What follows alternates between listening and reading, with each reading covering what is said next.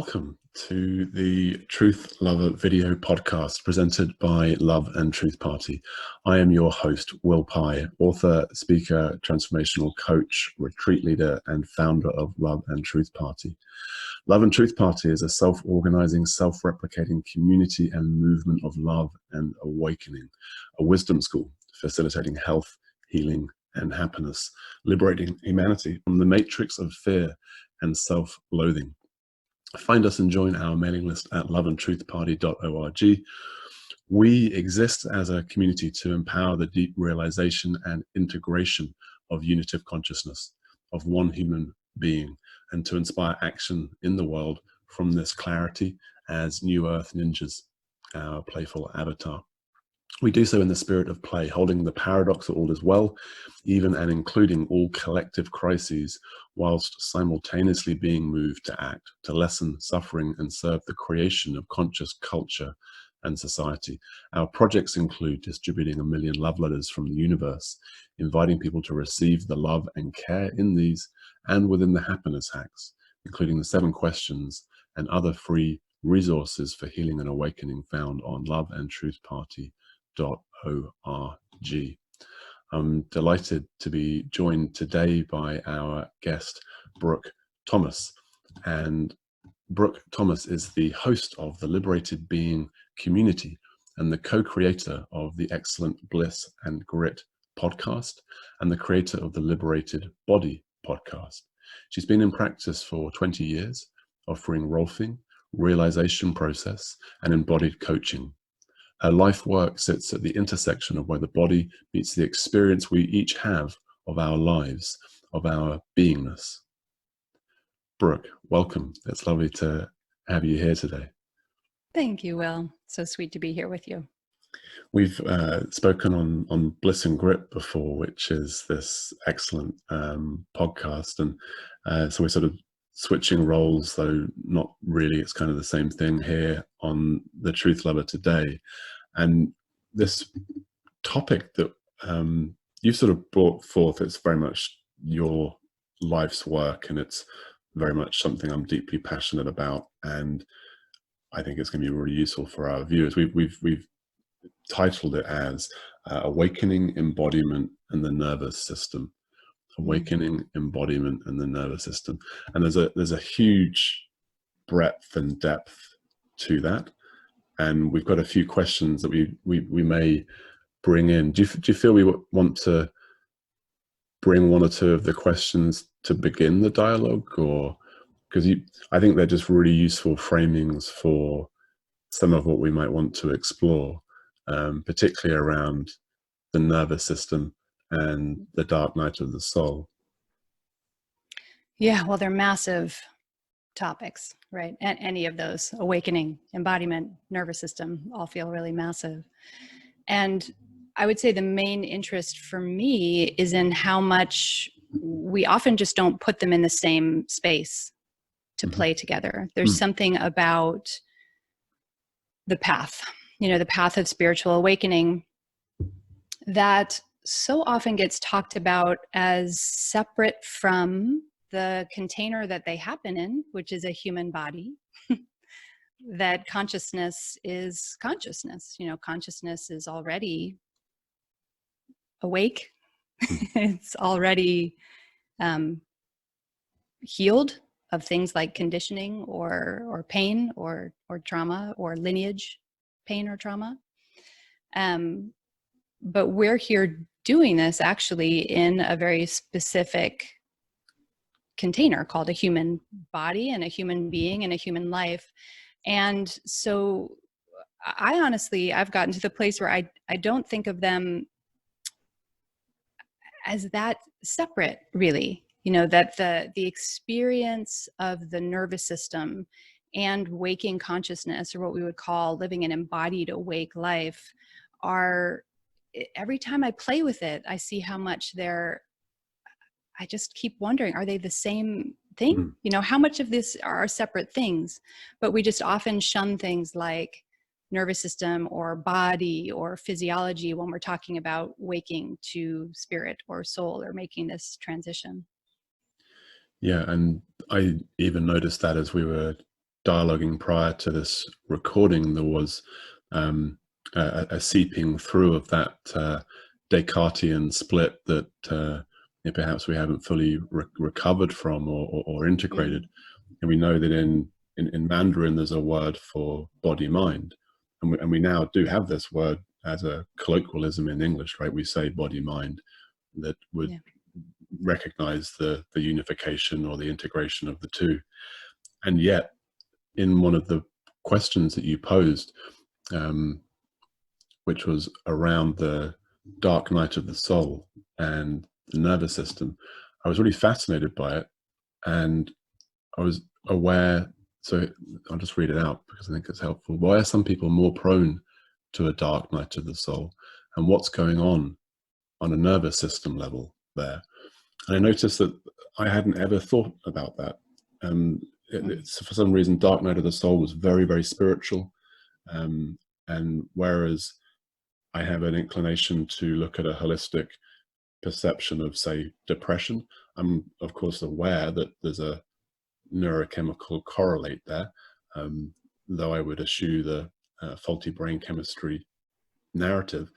But I hadn't ever thought, okay, with the dark night of the soul, like, what is the physiological process? Is there an angle there that would be useful? I think there certainly is. So what have you found, maybe working with clients in your own contemplation and inquiry around that, like looking into the unification of body and mind, specifically around the dark night of the soul? Yeah, well, I want to start just by really honoring dark night of the soul, really inviting the mystery here, that I'm not trying to dissect it or life hack it into not existing, where I've figured it out and now it doesn't exist. Because I think it is, if we develop an ego as a way, when we're young, age 0 to 3, as a way of making sense of the world. How do I get love? How do I get safety? How do I know that I exist as a person? And then we live in a culture where everyone, even the grown-ups, 99.9% of people are also still orienting from their ego self. Then if that starts to go away, and we start to realize, oh my gosh, I'm not just that. I'm not that. That's this funny thing, important, beloved thing. So I'm not here to make it the enemy either, but it's not what I am. There's going to be a fundamental groundlessness to that. And the body is going to respond in a certain amount of survival type crisis because it feels like a death. This is why teachers have said things like awakening is like going to your own funeral, which I think was Trungpa saying that one. It's realizing, oh my gosh, I'm not what I always thought that I was. So dark night in some ways is just a part of this process of groundlessness. But what I'm interested in, and I'm interested in it because of my own experience, is why do some people get swallowed by a dark night that feels like terror for a long period of time? And so, just briefly about my own experience, I don't love sort of rehashing awakening stories. So I'll try not to go into that too much, but, I had a year with 3 major realizations, and so the self starts to fall away. Ego falls away. You see, oh my gosh, I'm not that. And you see what you actually are. By see, I mean directly experience. And it feels at first, and a lot of people talk about this experience, like a euphoria, like pure love, and like the safest you could possibly feel, because you realize that all of those fears of the little me of how do I know I exist? How do I get love? How do I, get safe, go away. And then, and this happens for some people, and then the sort of drunk on love, drunk on emptiness phase shifts into what we would call a dark night. And I think there's something really important and powerful about a dark night that I don't have the answer to and I don't understand. So I'm not trying to put it in the bad category. But my work, prior to my own experience was, as you read, as a Rolfer, and I ran the Liberated Body podcast where I was talking, basically it was a lot of conversations with really interesting people about what's a body. So getting into a lot of inquiries about, well, what is this thing and how does it affect our experience of our lives? And I've studied, trauma responses in the nervous system a lot. And I realized that those who have a tendency towards dark night, that there are ways that dark night, and again, this is something I'm tinkering with, I don't have solid answers on. There are ways that it relates more to go into sciencey bits a little bit, the dorsal vagal complex. So just to briefly describe those things, there's something called the polyvagal theory created by Dr. Stephen Porges. And it's a theory that talks about the vagal nerve, which is our 10th cranial nerve. It regulates our autonomic nervous system. It regulates our heart rate. It regulates our digestion. So vagal means wandering. It really wanders from the brainstem through all of these, connecting all these really important places in the human body. So it's what for a long time had been thought of as our fight-flight nerve. It's the nerve that perceives, or neurocepts is what he would describe, and I'll explain what that means a little more. Got to get to safety, time to fight or time to flee. And we talked a lot about this fight, flee, which of course are two real things in our trauma responses. But he talks about how polyvagal, it has two branches. So the ventral vagal is this fight, flight. The dorsal vagal is freeze. So it's the older part of the brain. It's our more lizard part of the brain. And it's the total shutdown response. And it's more connected to our brain's way of, when you're so overwhelmed by a stimulus that you realize you cannot fight and you cannot flee, the brain just shuts down. That is actually the most intelligent thing that the nervous system can do to get you to safety at that time, is just shut everything down. And some of us have more tendencies towards freeze than others. And we can have that for a number of reasons. We can have that because of our own histories of trauma, for sure. If we grew up with abuse or if we grew up with severe neglect. We can have that if we had medical issues, medical trauma at a very young age. In my case, I had a birth injury, and brain injury when I was born, and then your grab bag of trauma growing up. And there can be lineage trauma as well. So one of my favorite books that helped me a lot through dark night is Collision with the Infinite. Do you know that book by Susan Siegel? I don't. I love the title. So good. It's out of print now, but you can still, of course, find it in the corners of the internet. Mm-hmm. She's no longer with us, but it's a beautiful memoir of her own awakening and a 12-year dark night. Mm-hmm. And then what did that look like when that went away? What happened?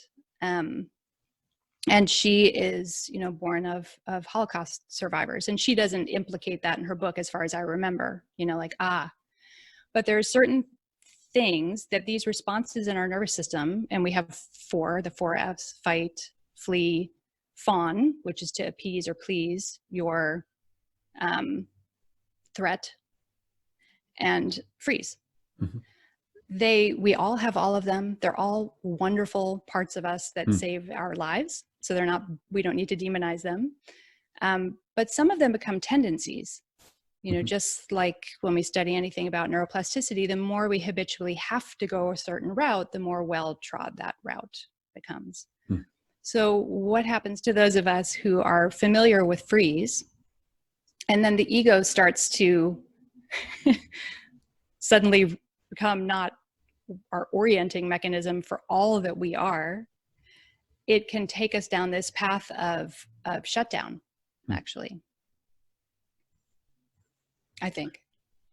And I wonder if Firstly, I love the way that you create some clarity that we're not here to life hack the dark night of the soul, and there's a respect and a bowing to this mysterious process that clearly has an immensity and an intensity of intelligence, Yeah. and functionality.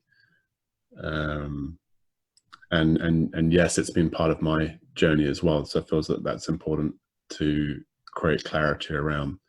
In my case, just briefly, there's been two experiences, and the second caused me to find out that in some of the literature, a second dark night of the soul is common in how that process unfolds, which was reassuring somewhat, because I was like, yeah, for God's sake, we've been here, haven't we? This Yes. was done. Why now? So there's a non-linearity there for sure.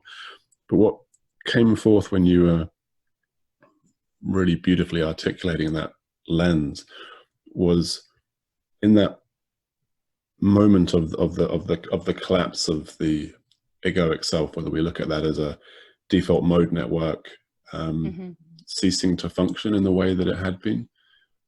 And I think there's a great narrative, a great lens, right? As we look at the sort of non-linear process of realization of oneness or consciousness knowing itself, and then perhaps the stages of that process being integrated and embodied. Because if we've had that default mode network firing for most of our 10, 15, 20, 30, 40, 50, 60, 70 years before such an experience arises, is it reasonable to imagine that it would fall away in one moment of illumination? Right. Maybe it is, right? Maybe such a surge of Kundalini or whatever actually creates a sort of blast of sorts that does affect that outcome, such that the neurological functioning is now distinct than it was prior.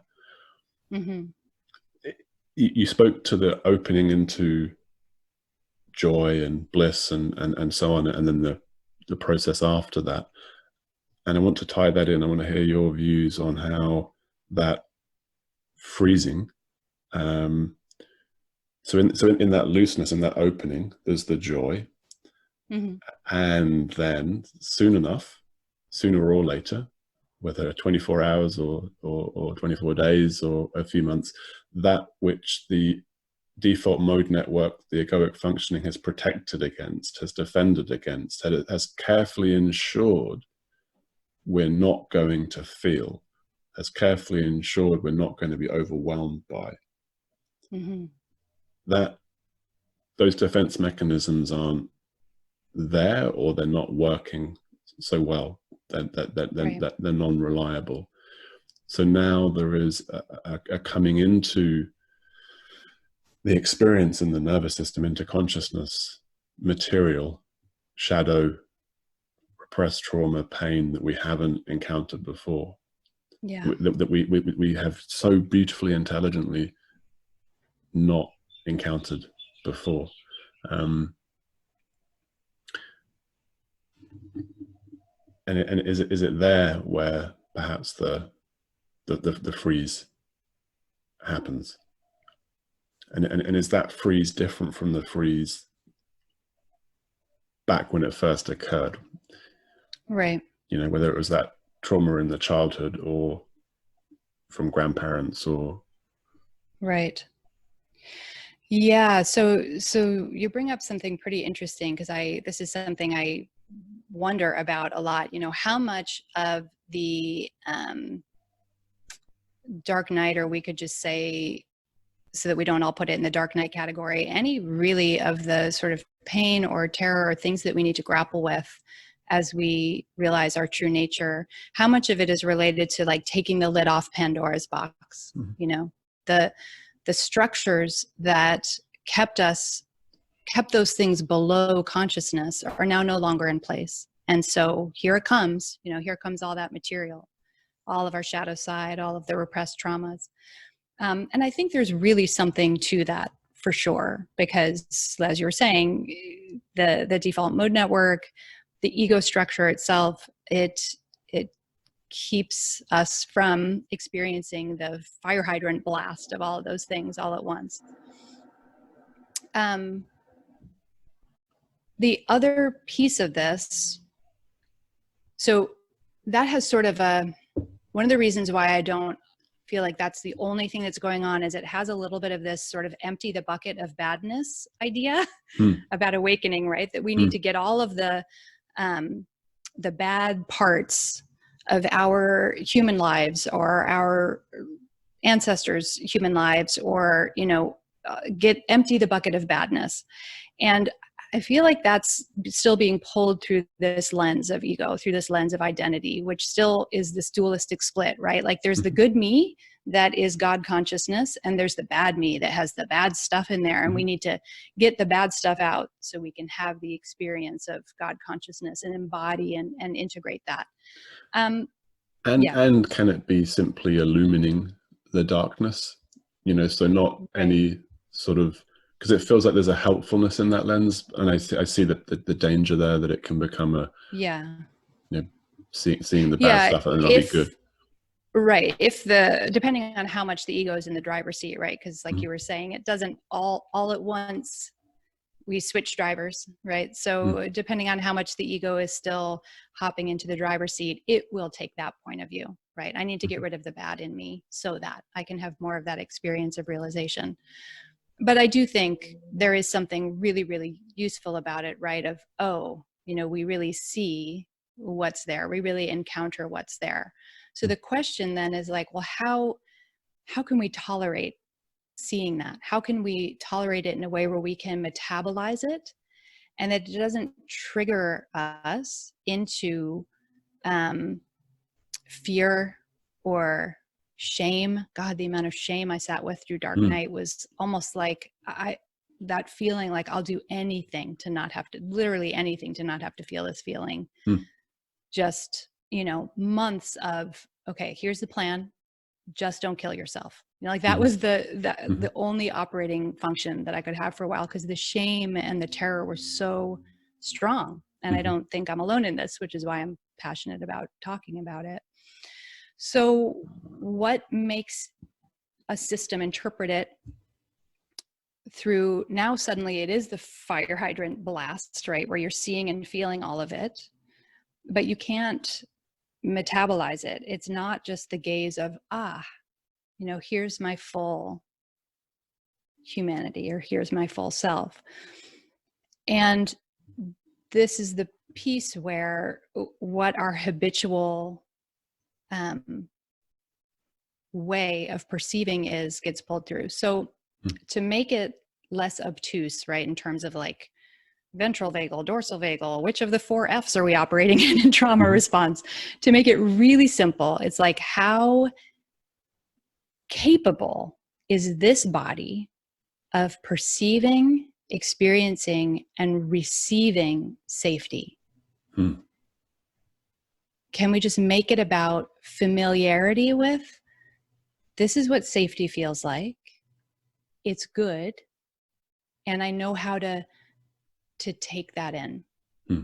Because for people who, for whatever reason, have a system that doesn't have that kind of regulation in the nervous system,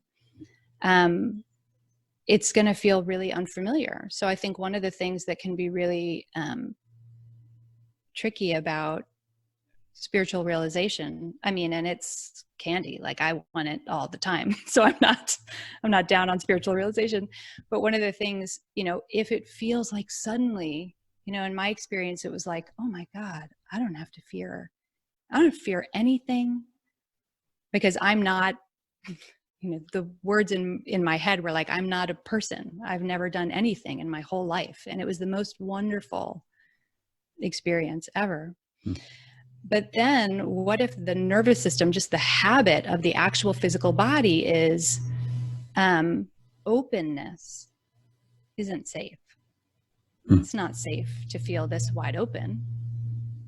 And so then it takes it down the pathway of, well, how do we get to safety? When we've felt this large a shift before, or sensation, what did we do? Let's take the road to dorsal vagal. And I'm being kind of cute about the narrative because these things are happening way before, conscious thought comes into play. Mm-hmm. And we imagine, or I understand, that those initial experiences that become patterned, reactive, or responses, let's say they're reactions, that could be how I interacted with my mother, say, in that first 12 months. It could be once or twice, but I'm speculating that there was an opening to love, to that oneness of motherly love. And then if that were withdrawn once or twice for whatever reason, I imagine you've mentioned a few possible forms where that trauma can arise, then there's a conditioned response to perceive that openness or that love as unsafe or unreliable, or there's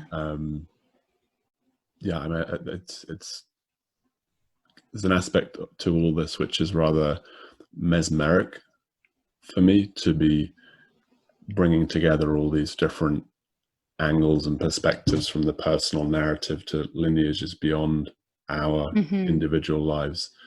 That's profound and beautiful. And does that, I can only speak from my experience, obviously, and I think I had a pretty good, consistent supply of motherly love in those first few years. So I wonder, but that's not to say that I haven't had garden variety trauma and so on of birth, the sacred wound we all share of being rejected into this physical world, and other challenges and so on. And certainly my process of awakening hasn't been one that was, it seems like there's been a little bit more karmic load, perhaps. I'm not going to put myself at the extremes, but certainly there are teachers and people out there who seem to have had a little bit more of a smooth, like, whoo, oh yes. Right. And that's the sort of signature of low karmic load, right? Right. Yeah. And maybe you can speak to that, or if you want to dive back into the childhood, but it feels like the karmic load, or if we're talking about intergenerational trauma, there's two distinct pieces there that are going to inform, literally inform how this nervous system is inclined to respond to the openness and to what comes up within that openness as well, in terms of whatever that is. I mean, there's a lot of mystery here that I try to be really respectful of, because obviously I can have the kind of mind that likes to figure things out, and that's why I do work that's about really deeply sitting with questions. I've learned to be more suspicious of, or just aware that I actually can't figure anything out, and that everything's a lot more interesting when I acknowledge that. So it's tempting, and it's sure been tempting for me, because I'm really familiar with my my trauma history. It's tempting for me to just go, that's why, and I don't know that that's why. I think that there's something about, again, making it real simple. There's something about, what has the experience of safety been like for any individual, right? Because I think there's plenty of people who are born to very sane, loving families, and they get a lot of really good, attuned bonding and care. And they've always known that they just have a highly sensitive nervous system. They don't know why. They're prone to anxiety or depression. They can't point out a reason. And I think that sometimes that's a person who was born into a sensitivity to be a healer for a lineage, a healer for the world, because we are all trying to make a transition here. So this whole point of view about the nervous system, funnily enough, even though I'm talking about like the container of an individual body, the more I remember that I'm not, this individual body isn't just an individual body. It was born from the Big Bang, just like everything else. It was born from stars. It was born from a long line of ancestors. It's connected to everything. So I don't know why this one is metabolizing things this way, but it seems to be what's happening here. So I can't always nail down, right? Like, oh, you're having that response because, this is the bullet point list. I love that destruction and explosion of the mind's attempts to create a pretty parcel and bow of the why this is happening and linking it to that event and so on, and also that cosmic view of the individual unfolding being an expression, a continued surge of, let's say, the Big Bang and the evolution of consciousness ultimately. So yes, if consciousness is evolving through these nervous systems, then some nervous systems are going to be born with certain capacities, tendencies, and perhaps those more evolved or potentially evolved nervous systems are going to be more challenging vehicles to navigate with. Yeah. To have that additional sensitivity. I have zero research on this, zero data for this, but something I speculate about a lot is that we're just living the experience of a part of the species-wide evolution. That awakening is a really, really normal part of the evolution of the human species. Just in the same way that an individual person's life, going from childhood to adolescence, if you didn't know what that was, you'd be like, oh my God, what's happening? Their body is changing and they're having this huge growth spurt and suddenly they're interested in, sexual activity and what's happening. It's a really just normal developmental stage. And we know that because we know the developmental stages of an individual human life. And I think that we're living through a developmental stage of the species, and that is happening through the nervous system, just like it always has, right? Like our brains used to be just the lizard brains. It used to be just the limbic system that said, how do I procreate, and how do I fend off attackers, and how do I get fed? The end. That's all the nervous system is interested in.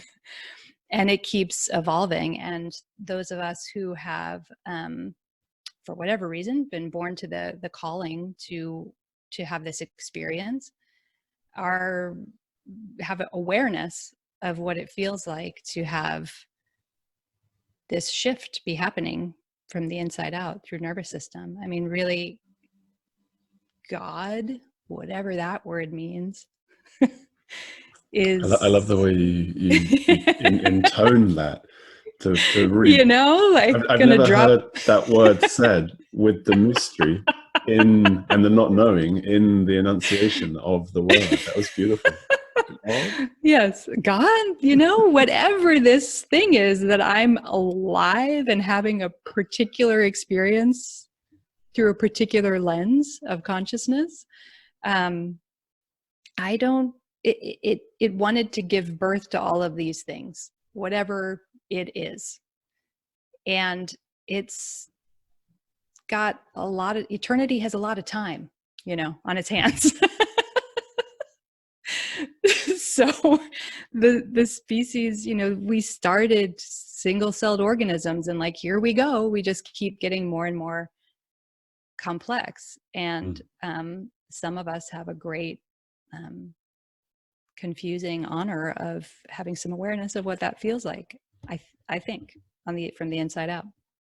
Yes, and it feels helpful and logical, if not necessarily well researched at this point of our understanding, that as consciousness evolves, certain individuals or groups of beings would be tasked with the job, as it were, of engaging with deep shame or sexual trauma or depression or aspects of the nervous system that collectively have been experienced and we haven't been able to handle so well, and need to be able to handle better.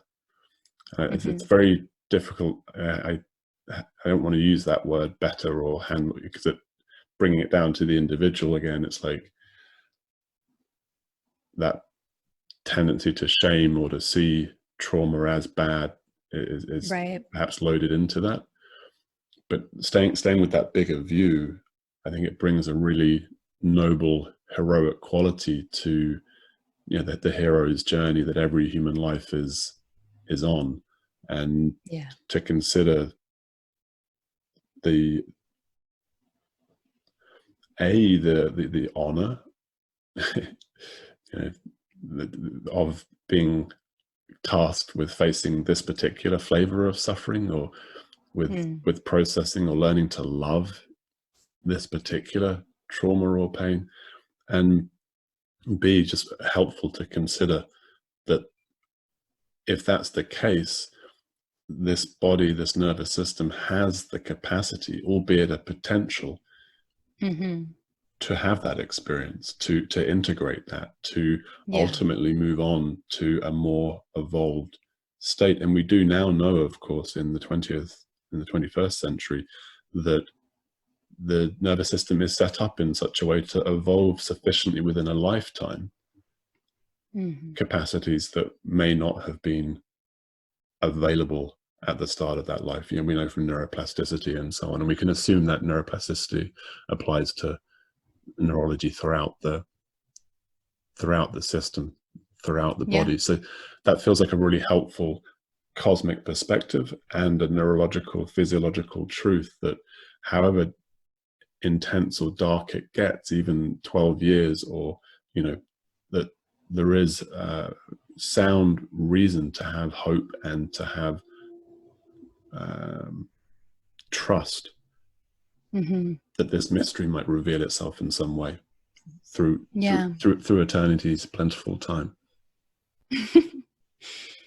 And I'm curious actually to talk to you about, because I don't think we ever got into this on Bliss and Grit, or if we did, I don't remember. One of the things that's interesting to me, one of the things that was helpful about following this information that I had in the past, right, about studying the body and the nervous system and the vagal nerve, and discovering, okay, well, the freeze response, the dorsal vagal pathway, feels connected to dark night. Okay. One of the things that's interesting is that there's a very fast and easy regulation out of fight and flight, but not such a fast pathway out of freeze. It's a part of the older part of the brain, and it's about, you know, shutdown. So people will experience things like I had a lot of really significant limb weakness, was tested for a lot of diseases, thinking, you know, it was my nervous system shutting down. And people will have digestive issues, things like IBS and things like that. The heart issues as well, but even more specifically, diaphragm and below type issues. And it's hard to get the brain, it's hard to get the body out of freeze.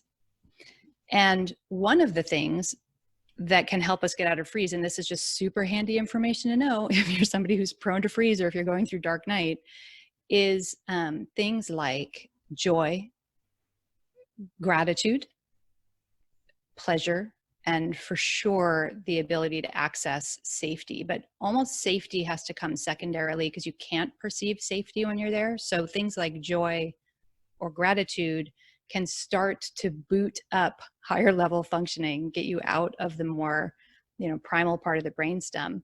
And I think it's fascinating that your work has become so much about how deeply powerful gratitude is. And I'm just curious if, I'm turning into interviewer mode again, but I'm curious if for you that was partially evolved out of your own pathway out of dark night, or did it not feel connected to you? You know, it's so really specifically. It's really curious. As you were speaking to that, there was a nice movement of energy up my spine and into my brain and cranium that I can narrate now as to be almost as if the nervous system was enjoying being talked about. Or Yes, I know how to do this movement. and perhaps giving a hint as to what it is to have gratitude be a movement from the root up through the chakras, or yeah, as a symbolism or as an energetic reality of a pathway from the depths up into higher states, and indeed specifically is to joy from despair. So for me, a quality of dark night would be total despair, total hopelessness, total pointlessness, and the knowing joy from that. I mean, I feel overwhelm, or a deep warmth that could overwhelm just touching the edge of the beauty of that, to have that experience in this lifetime. So there's two things that feel helpful to speak to in this from this experience. One is from nowhere, grappling with depression, and I would say depression rather than a dark night at the time. There was a counterintuitive sense that if I were grateful for this heaviness, this pain, this despair, located in the nervous system as a tremendous heaviness on the heart, on the center of the body. And what would happen if I were grateful for this? What would happen if I were? So there was this bowing. I think I was, as I recall it, and I've told the story a few times, so I wondered to what extent I've sort of made it into a story that was rather more pretty than it actually was. But as I recall it, I was sort of on my knees in the despair of fuck this feeling. Really, I've had enough of this feeling. And then from that familiar resistance to the pain, an inclination, this bizarre inclination to say thank you, to bow to this unlovable, horrible part of myself as it had been perceived, and to say thank you. Thanks for being here. Thanks for showing up. And that certainly began a process of transformation that is still ongoing. I'll be honest. Like I just recently encountered a perspective of my nervous system and heart from a somatic experiencing perspective that was new, and it was really beautiful. Like, oh wow, there's still more, still new ways of perceiving and experiencing this body, this being. So that speaks to that gratitude piece a little bit, and that's become a mental practice for many years. That was what I did morning and evening, and these days it's a way to start the day. I started the day this morning opening my arms, and like just a brief moment of thank you, of really dropping into being in this body. And I do that every day, regardless of what this body wakes up with. When I say every day, maybe sometimes I don't, but I endeavor to do that every day as a way of greeting whatever's here. And feeling whatever aches, and feeling the heaviness or feeling the lightness. So I really appreciate you speaking to this known power and capacity of gratitude, joy, of pleasure, of love. You know, imagine human connection, the hug, you know, beautiful thing. We have that the saint, as she's called, perhaps appropriately, Amma, who goes around sharing a happy nervous system with other nervous systems. We could look at it that way. Nervous systems need other nervous systems to heal. That's for sure. You right. know, that we're not designed to be so isolated. And I see a lot of people, and I'll include myself, you know, have a habit of, I'm going to go home and do my self-care practice alone. Yeah. and feel better, you know. And there is so much to, you know, these behaviors of a healthy, well-regulated nervous system are pro-social. You know, they want to be in community. They want to connect to others. They want to be seen and known by others. So that's important to say too. Yeah, I can fully relate. I'm continuing to learn to notice that tendency to want to do things by myself. And I am grateful for my love of solitude and silence, and also recognizing the necessity and the value and the importance and the delight of sharing in community, and allowing that self-care and allowing relating to become a more embodied experience. There was one other piece just to speak to that I think is in what you were asking around. It's around the joy piece and the thank you. So this is part of my experience more recently. As you're aware, I had a bit of my brain removed, which is a fairly interesting experiment within a nervous system exploration. Surely, as to how that might look. And one of the things that sometimes happens is I get what a doctor might call a partial seizure, though I would reject that language, but just to offer some lens in that's maybe helpful for people. And it's like a lot of energy at my left side, and it might manifest as maybe some numbness or tingling on the left side of my face. It feels like I might be about to have a seizure. It's quite similar to precursor symptoms that have in prior experiences led to a grand mal seizure. So there's an extent of there's a degree of physiological fear that arises as an intelligent recollection that things could be about to get really intense. Yeah. To tell me to sit down on the floor, or make sure there are no sharp objects within my flailing range. And what I have, the reason I wanted to speak to this is what I've been invited to do with some regularity, a few times a month, this tends to happen, is to be in that and to invoke and fall into the openness and the love that's here now. And to affirm and know myself as love in this moment. So it's thank you for this.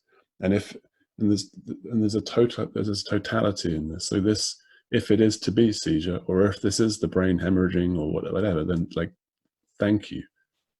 And within that cosmic picture again of each of our individual unfoldings as part of the collective expansion, there is a genuine appreciation that I get to have those experiences. It's like, wow, that's a really, I'm happy to never have them again.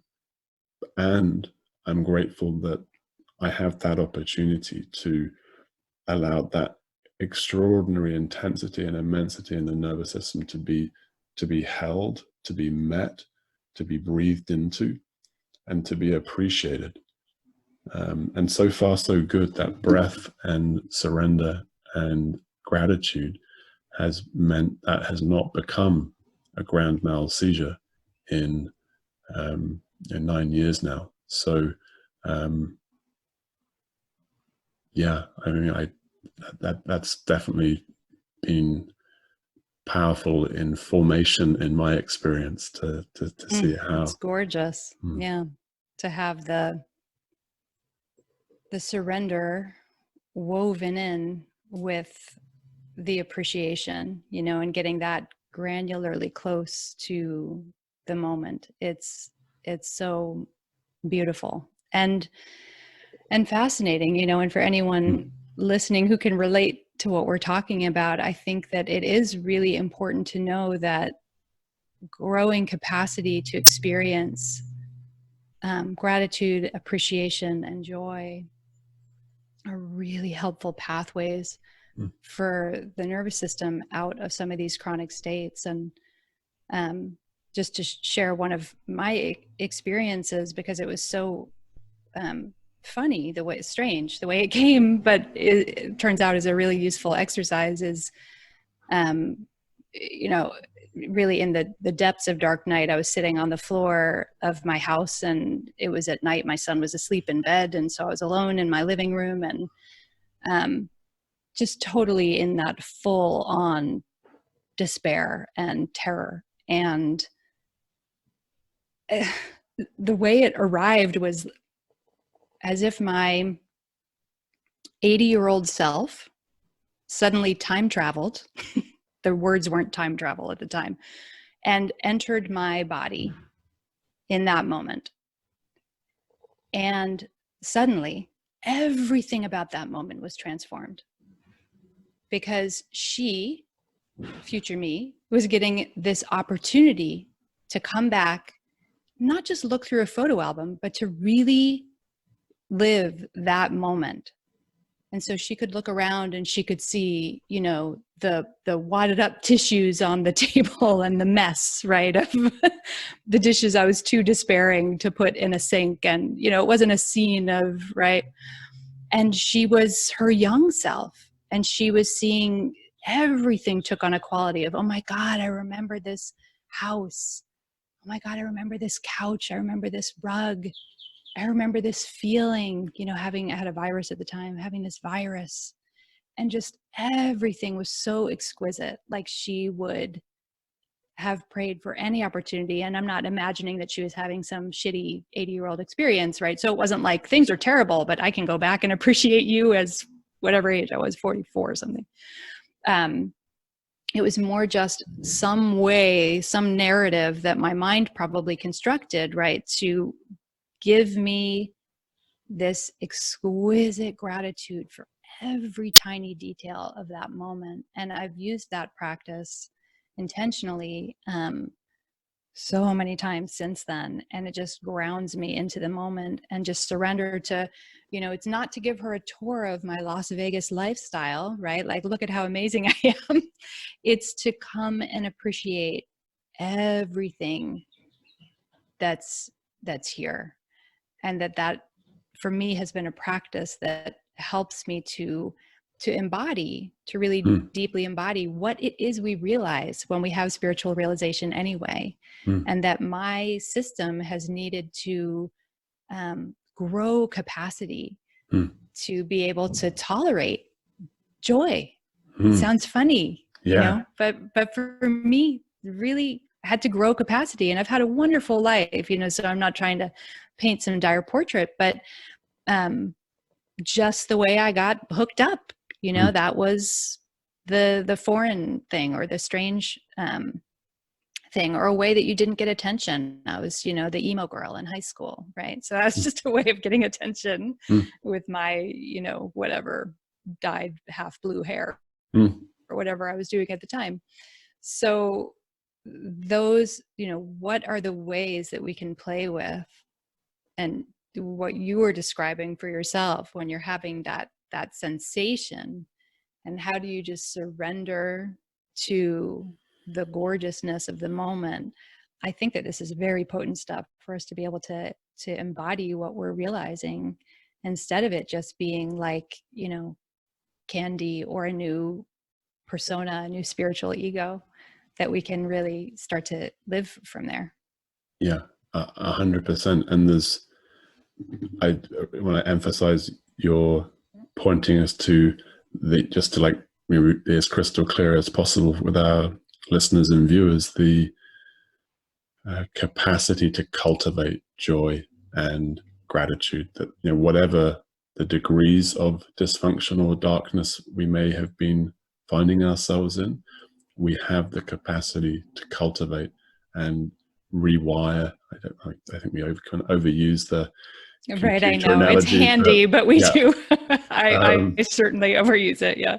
I'm trying to think of another one on the fly that's more organic or more biological. But anyway, we can. I use weave a lot because I've worked in Right. fascia for so many years, like reweave those things into ourselves. I like that until you said fashion. I was like, okay. So yeah, Fascia, connective tissue. oh, Sorry. fascia. I think it said fashion.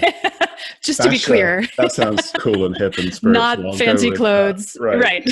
Human tissue. The stuff that makes us not goo, that weaves us together. Beautiful. Beautiful. Well, in which case I will go with that initial embrace of weave. Yes, to weave the connections in synapses and neurons and in our nervous system. And the immensity and intensity is often the necessity to actually allow that new capacity to come on board, right? Like to touch on those intense, there's no other way to face imminent seizure and possible death and be in joy and trust as an embodied state, than to go to it, right? And to do it. I mean, there's no. Here I am. Here we are. You can't read about it. Like, oh yeah, okay, got it. You know, just as you can't read about what it is to experience shame percolating through the body as a biochemical, incapacitating reality. We have to directly experience it, and we have to embody it. I mean, that's how it. Coming back to how you helpfully framed this dialogue at the beginning, you know, all this happens in the body. Every awakening experience, every samadhi, every emptiness, it's all happening biochemically, it's happening hormonally, it's happening genetically. And this still is often forgotten in our dominant narratives within the spiritual world. Yeah, we treat awakening like it's something other than being a human being. I think it's really about being deeply and fully a human being. Yeah.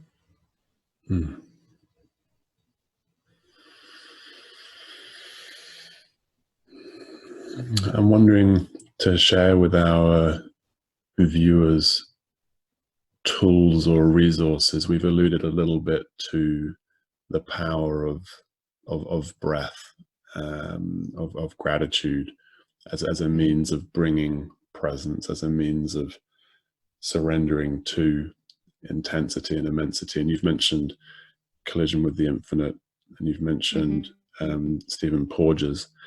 And I'm wondering if there's any perhaps resources that you share, or I know you've got this new community that's Liberated Being.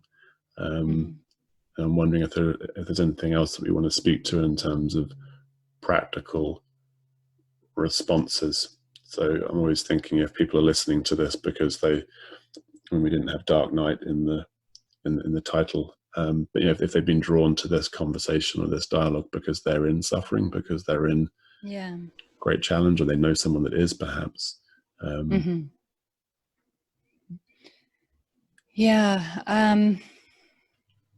Because of the way I function, I can go off on a long list of resources. So I'm trying to narrow them down. When people are really, really in it, really suffering, it can be tremendously helpful to get support in certain ways. So, you know, understanding information about the polyvagal theory can be illuminating and very helpful, but to what you were saying before, we need to be able to have a shift in experience. Some things that have been helpful for me and for others are really somatic based trauma recovery practices, things like somatic experiencing, which is the created by Peter Levine. I know that things like neurofeedback, lens neurofeedback in particular, if people are really, really in a non-functional place or low functioning place, that can be really helpful. to get to the place where you can start playing with gratitude practice. You know, these things happen sometimes as well. And then once you have the capacity to practice, to intentionally shift your experience, to be devoted to that, you know, to commit to that. I spent a long time, you know, I went through a pretty strong, like, I'm not a person, I'm just a sock puppet for God phase. You know, like that was sort of the way that my self interpreted no self. And it turned it into this very sort of like, well, I guess I just float down the lazy river of life and sit back God and will watch your karma have its unfold. way with me. Right. Yeah. Exactly. Yeah. And it was really helpful to come to, no, you know, there's something to, I exist and I can commit to things and I can be devoted to things, and that stepping into power in that way as a person who can decide to be devoted to like a gratitude practice can be tremendously helpful. And what I was saying before about community, I mean, one of the main reasons why I started Liberated Being, and it's just about to open to its first group, so we'll see how it goes.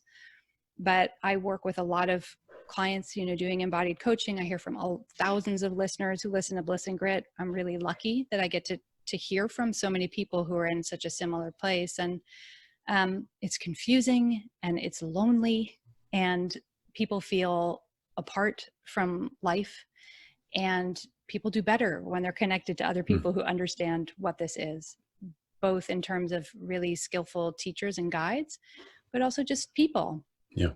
Who, I was joking with a friend of mine, you know, that in a community like this, when someone says, you know, I went out to dinner with my parents and I didn't try to please them, right? If you said that to somebody who's not on a healing path, they might just be like, good for you. But if you're talking to someone who knows that path, they're like, you know, you really shifted into a different way of relating.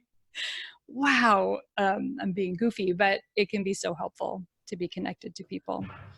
So, yeah, I created that resource for that as well. Yeah, I think that the power of community and the normalizing of experience through being able to say, yep, been there and that's okay. And yes, that's normal. That's not an uncommon thing with a sort of particular type of client that I work with. They'll come to me and it will be a case fundamentally, there'll be other dimensions, but initially to reassure that some of the experiences that they're having are valid and okay, and not atypical to a process of awakening. And we, of course, live in a culture where there's a tendency to pathologize human experience and medicalize and so on. And I think our conversation today hopefully will be helpful in normalizing and bringing acceptance to some of the more challenging aspects of the path, as it may or may not manifest for each individual. I think that's the thing, isn't it? For some, I think there was another question here, or another point that you put for us to ponder. Which is actually the one that I mentioned. Why are some people more prone to a dark night of the soul? I think we've touched on that in terms that we may be coming through into this life with a particular karmic load or tendency. And I'm just having a quick look at these other questions to see if there's anything else you might want to touch on as well. Maybe just this one, because I want to ensure I've tapped into your knowledge and wisdom as much as possible. You talked about how if awakening is about shifting from the ego's point of view to the soul's point of view, then in what way are we talking about moving from orienting via the limbic system to orienting via the prefrontal cortex?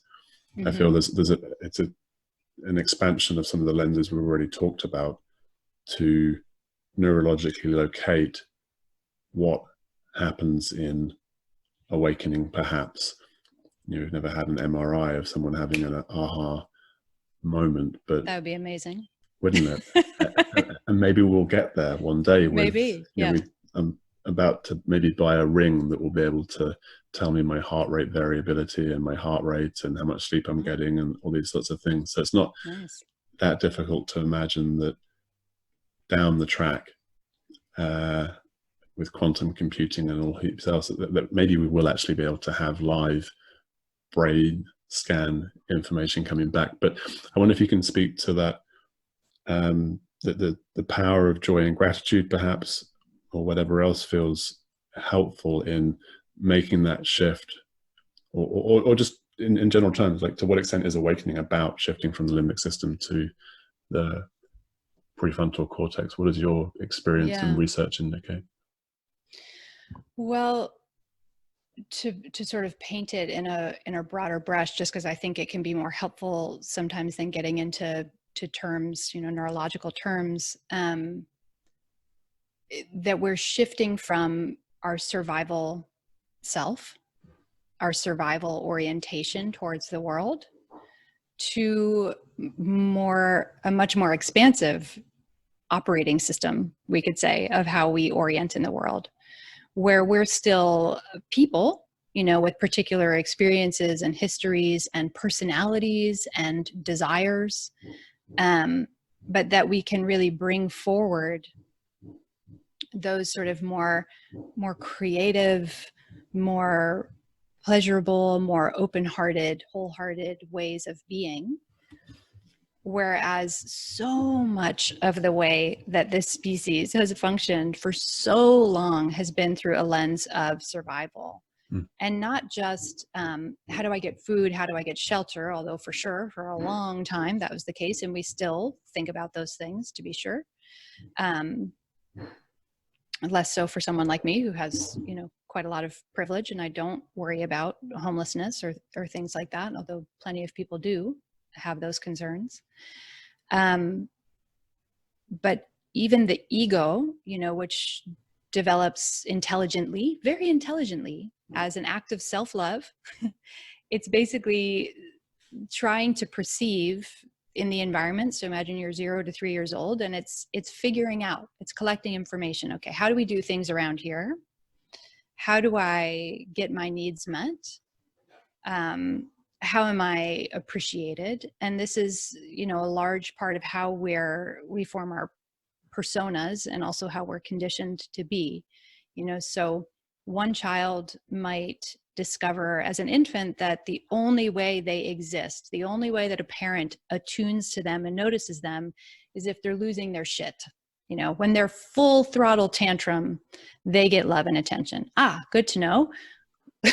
Lose my shit more and I'll get my needs met more, right? Other children might notice that they're more sort of quiet or submissive or adorable they are, the more attunement they get. Good to know. Be more submissive, quiet, adorable, fawning towards people. So much of what we think we are is just a way to experience safety in this world. And that's coming from that limbic perspective. What if we knew we were safe? First of all, wouldn't it be amazing if that were true, right? Like there's plenty of reality that that's not true. That we have whole societies out of the United States set up around systemic racism and injustice. We have, real, in my town, there's lots of kids who don't have food. So the school provides breakfast to those children, right? We are accurately perceiving that there are holes in our safety needs. So it's not that we need to gaslight ourselves to say, I just need to experience safety and everything will be amazing. Like we get to perceive what we're perceiving. But what happens if those of us who can, those of us who are able, can start to bring forward something other than just survival? Because what I've discovered, and you get to talk to a lot of people in these spaces too, is that what we really want to do with our time is not hang out on a multi-million-dollar yacht. It seems like what we want to do with our time, the more we can move out of survival system and into embodied safety, embodied presence, the more we want to heal, the world, the more we want to connect to other people who are suffering and let them know they're not alone, the more we want to repair systems and structures that don't help people. So it's not that this is readily available to everyone. Everyone has different survival needs that are going met or unmet. But when we can make the journey, it seems like it's bringing forward, on my more optimistic days, is it bringing forward a culture where we can heal these things, because we don't need to be operating from this point of view of scarcity, which is a survival setting, right? Like I have to hoard for me because there's not enough for everyone. And I need to make sure I stay on top because somebody's got to be on top. Everyone can't thrive. And it's like, really? I think that's just the old lens of the limbic system that's setting us up to create a culture in that image. Like our culture is created in the image of lack and survival thinking. And if we can make the shift, I sure hope, I would love to see that we can start rewriting a totally different experience for the species as a whole. We'll see. I love that, and how exciting that we will see. And I love the rewriting, and part of the impetus behind Love and Truth Party and what we're sharing with the world is this old narrative, or the old consciousness of separation, of ontological materialism and ethical materialism, and lack. And much of these are, narratives such as survival of the fittest or dog eat dog, Yeah. you alluded to there. Old stories that survival thinking stories. Right. So I love this, through embodiment, through our own individual journeys, bringing the embodied reality of connection, of being, and of plenty, of enoughness, of more than enoughness. And as you alluded to, in that state, when a human system has more than enough, whether that be financial resources, and I think importantly, especially when that's coupled with emotional resources, when that human being is connected, when that human being feels, when that body feels totally safe and is able to self-source love, to receive love, that's a very powerful place to be operating from in the world. And I think very naturally from that, giving happens and service happens and healing happens. There's a sharing of this love and a sharing of this abundance. So yeah, I'm a naive optimist, and on my hopeful days also I see the evolutionary function and power of these personal journeys that we're all on. Yeah.